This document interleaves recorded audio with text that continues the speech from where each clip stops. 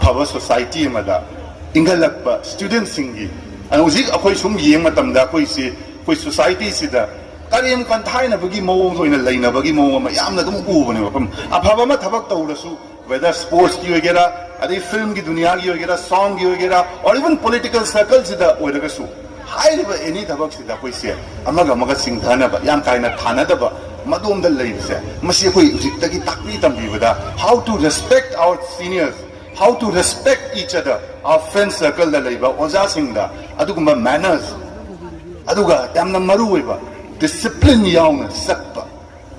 madu yaudana leiba matamda lifelong akoina jitna larik heiragasu laisu yaudaba haigadra discipline yaudaba masigumba thabak singsida akoi maru oina masi school singi management ki leibiriba committee sing faculty da teaching and non teaching staff sing na yamna maru oina koi angang sing da takpi tambiba matamda masi koi kanna inculcate ta hona na bagi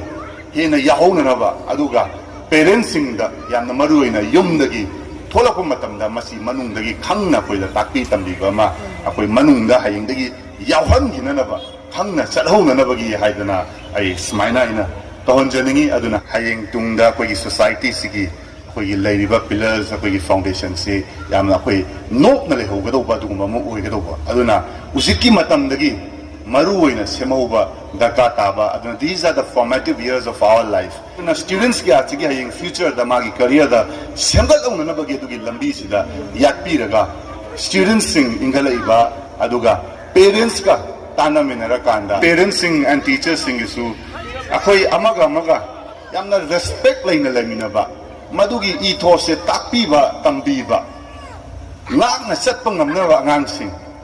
ahan sing da kamaina respect tong na laigani students sing sida kamaina kenu laigani ha se yamna maru oiba manner yamna maru oina akhoi gi leiriba students sing sida takpi tambi dana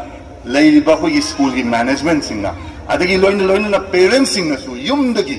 kamai tokna angang sing sigi behavior sing si akhoi